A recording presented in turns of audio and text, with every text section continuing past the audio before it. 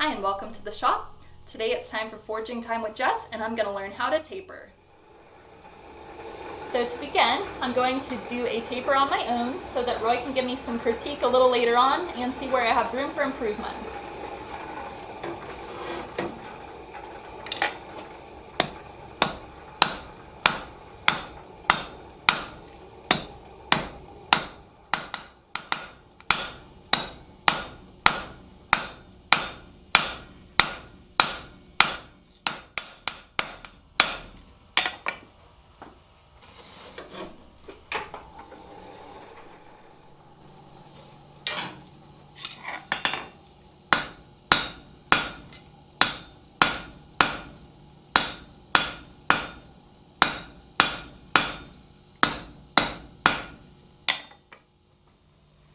Alright, so we're going to take a look at this and see how I did. I've done several tapers before. I think it's been smaller stock than this. Looks like it got a little bit off to one side here. Also, when I began, I wasn't counting how many times I hit on one side and then the other side, but I started doing this a little after the beginning so I could try to make it more even. But overall, I feel like I did pretty good on this taper.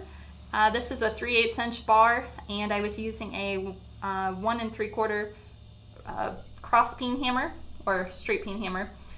And last time I did a taper, I was using a 2-pound rounding hammer, which I felt like I had less control. So I do feel like I did better on this one. And we're gonna get Roy's opinion and see where I can improve. Okay, Jessica. So I think you did really, really well. And for those of you out there that are still watching this video, we thank you all for being around.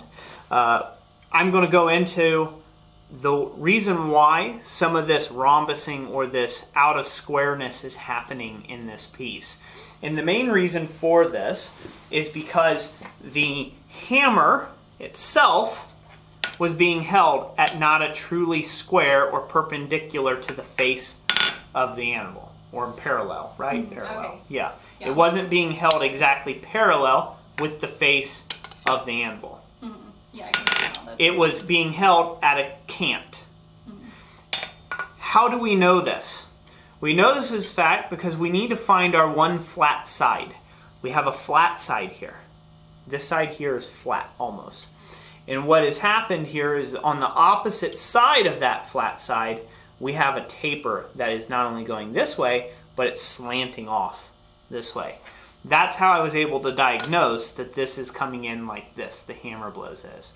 So you need to square up your hammer blows. That'll take and fix that.